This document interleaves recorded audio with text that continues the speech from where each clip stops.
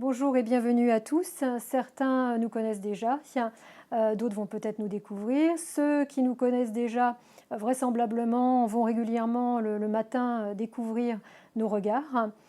Ce sont des articles que nous publions tous les jours sur notre blog Regards sur les cosmétiques.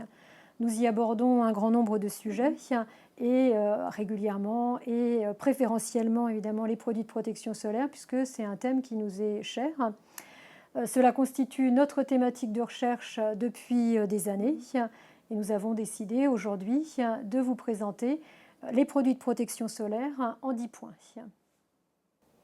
Alors, premier point, les produits de protection solaire, une histoire courte. Les produits de protection solaire sont des produits qui sont relativement récents puisqu'on va placer leur acte de naissance dans les années 1930. On trouve alors sur le marché des huiles qui contiennent ou non des molécules filtrantes et on trouve également des solutions alcoolisées qui renferment du PABA, c'est-à-dire l'acide para-aminobazoïque. Celui-ci est le premier filtre de synthèse mis sur le marché. On a alors des produits qui sont assez peu efficaces et certaines revues scientifiques, telles que le Lancet, se font l'écho d'échecs retentissants en ce qui concerne l'efficacité de ces produits solaires, donc des coups de soleil qui montrent que les produits n'étaient pas réellement efficaces. Point 2, les produits de protection solaire, une efficacité qui tarde à être démontrée. En effet, les premiers produits de protection solaire vont être mis sur le marché dans les années 30. Il va falloir attendre une vingtaine d'années à peu près pour qu'on ait la mise au point de méthodes permettant de démontrer cette efficacité. Ce sont des méthodes in vitro et in vivo qui vont être mises en place à peu près simultanément. Par méthode in vivo, on compare chez des volontaires le temps nécessaire pour le développement d'un érythème après irradiation de ces volontaires. Ça permet de déterminer le SPF ou Sun Protection Factor, qui est le facteur quasi universel permettant de déterminer l'efficacité dans le domaine UVB.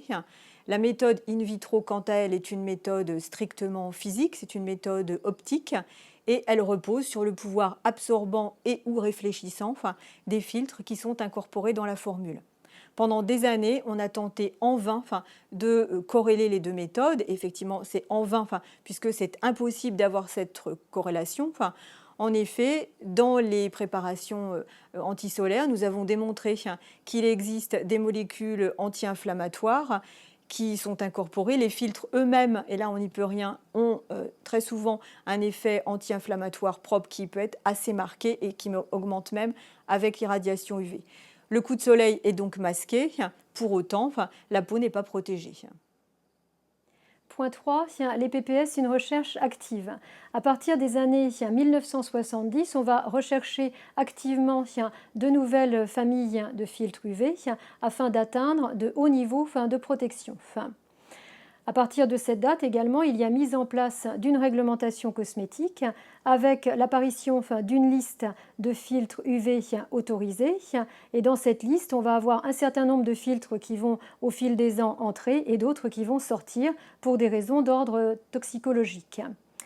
Actuellement, on va trouver 28 filtres qui sont autorisés et on ne trouve plus dans cette liste le PABA évoqué précédemment. C'est un filtre qui a été interdit du fait de son caractère allergisant.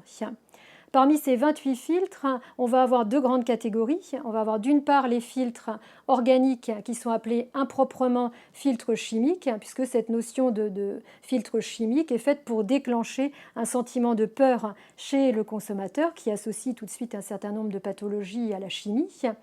Et puis par ailleurs, on va avoir deux filtres inorganiques, anciennement appelés filtres minéraux, dioxyde de titane et oxyde de zinc, ce dernier n'étant entré dans la liste que depuis un an. Ces deux filtres inorganiques s'avèrent peu efficaces lorsqu'ils sont utilisés seuls et ne permettent pas d'obtenir des indices supérieurs à 30. Il est tout à fait logique de se dire que pour obtenir un indice 50 ou 50 +, si certaines sociétés sont obligées d'associer 5, 6, 7 filtres organiques, il est impossible d'obtenir la même chose avec simplement un ou deux filtres. Point 4, les produits de protection solaire, un statut étonnant. Contrairement à d'autres régions du globe, on pensera aux États-Unis par exemple, où ces produits sont des médicaments, Les produits de protection solaire sont des cosmétiques en Europe. À ce titre, donc en tant que cosmétiques, ils ne peuvent prétendre ni prévenir ni guérir une pathologie quelle qu'elle soit. Or, il est parfaitement admis actuellement que ce type de produit s'inscrit dans une stratégie globale de prévention de certains cancers cutanés. Et pour l'industrie cosmétique, il n'est pas possible de communiquer sur ce point. Donc, afin de pouvoir avoir une communication sur cet effet de prévention de certains cancers cutanés, des sociétés font le choix de positionner leurs produits solaires comme des dispositifs médicaux, des DM. Le premier de la liste, c'est Actinica Lotion. Il a été suivi ensuite de Kelo-Cote UV, par exemple, et puis très récemment, de Sensimed. Cela crée forcément une joyeuse cacophonie et le consommateur peut avoir du mal à s'y retrouver. Et ce qu'il faut justement que le consommateur sache, c'est que si les statuts sont différents, pour autant, la composition de ce type de produit reste strictement identique. Point 5, les PPS, une efficacité vis-à-vis des UVA et des UVB la plus large possible. En 2006, une recommandation européenne voit le jour. Les PPS doivent protéger le plus largement possible et il n'est absolument plus concevable de voir sur le marché des produits qui afficheraient des indices, des SPF de l'ordre de 100, c'est-à-dire qui protégeraient énormément dans le domaine UVB et qui ne protégeraient que très peu dans le domaine UVA. Donc afin d'éviter ce souci et sous l'impulsion des dermatologues français, un ratio a été mis au point, le ratio SPF sur facteur de protection UVA qui doit être inférieur ou égal à 3 et ce ratio est imposé aux fabricants de PPS. 4 classes de PPS font leur apparition sur le marché. Les différents indices anarchiques que l'on pouvait voir affichés n'ont plus cours. On aura désormais donc 4 catégories. Protection faible avec les indices 6, 10 affichés. Protection moyenne avec les indices 15, 20, 25. Protection haute avec les indices 30 et 50. Et protection très haute avec un SPF de l'ordre de 50+, c'est-à-dire concrètement, il faut que le SPF déterminé soit supérieur à 60. Point 6, les produits de protection solaire, une efficacité qui dépend de la galénique. Actuellement, il existe sur le marché des formes très diverses, une grande variété de formes galéniques. On trouve en effet des eaux, des brumes, des gels, des émulsions, c'est-à-dire des crèmes et des laits, et également des formes solides, c'est-à-dire des sticks. Toutes ces formes ne sont pas équivalentes en matière de protection, de l'efficacité qu'elles assurent vis-à-vis des ultraviolets. La meilleure forme est sans conteste l'émulsion, qui sera utilisée pour protéger de grandes surfaces, et puis de peau, et les sticks, qui eux sont destinés à des surfaces plus réduites, les lèvres par exemple, et les ailes du nez. Point 7, les PPS, une efficacité qui dépend de la quantité appliquée. Quelle que soit la méthode qui est utilisée pour déterminer l'efficacité des produits de protection solaire, que ce soit la méthode in vivo en utilisant un volontaire ou que ce soit la méthode in vitro en utilisant une petite plaque de PMMA, la quantité appliquée est toujours la même et cette quantité elle est de 2 mg par centimètre carré. Si on fait un petit calcul pour avoir une idée de ce que cela représente, il faut imaginer que pour un individu d'1,80 m, il va falloir qu'il applique sur sa peau 40 g de produit s'il veut être entièrement protégé, ce qui évidemment est considérable.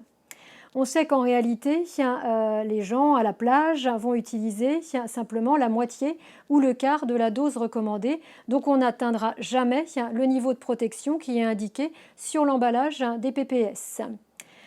À la question de quel facteur on va réduire l'efficacité, on ne peut pas donner de réponse globale puisque ce facteur va dépendre énormément de la galénique et du produit utilisé. C'est un facteur qui va varier de 2 à 10, donc on peut vraiment réduire considérablement l'efficacité du PPS en fonction de la quantité de produits appliqués. Point 8, les produits de protection solaire des ingrédients indésirables. L'alcool est certainement le premier d'entre eux, de ces ingrédients indésirables. On sait qu'il est ocytotoxique, il est également exhausteur de pénétration, donc à ce titre, il n'a vraiment rien à faire dans les produits de protection solaire. On se méfiera également dans les PPS des extraits végétaux qui peuvent être anti-inflammatoires, qui peuvent aussi être photosensibilisants, ce qui effectivement, vu l'utilisation, est très gênante. Et de la même façon, on préférera les formules sans parfum, on évitera ainsi les réactions allergiques et à nouveau les réactions de photosensibilisation. Point 9. Pourquoi réappliquer fréquemment un PPS? La plupart des filtres UV utilisés pour formuler les produits de protection solaire sont rapidement dégradés par les UV. Il est donc indispensable de réappliquer régulièrement le PPS si on veut conserver une efficacité au fil du temps. Point 10. Contre la mode des produits de soins et produits de maquillage contenant des filtres UV et donc présentant un SPF. Cette mode est apparue il y a à peu près 20 ans, elle perdure encore aujourd'hui et pourtant ce type de produit qui n'est pas réappliqué, on ne se remaquille pas dans la journée, on ne remet pas de sa crème hydratante non plus, ne présente strictement aucun intérêt. Pour avoir plus d'informations pratiques sur l'efficacité des produits de protection solaire du marché, nous vous invitons à consulter notre blog Regard sur les cosmétiques. À bientôt sur notre chaîne.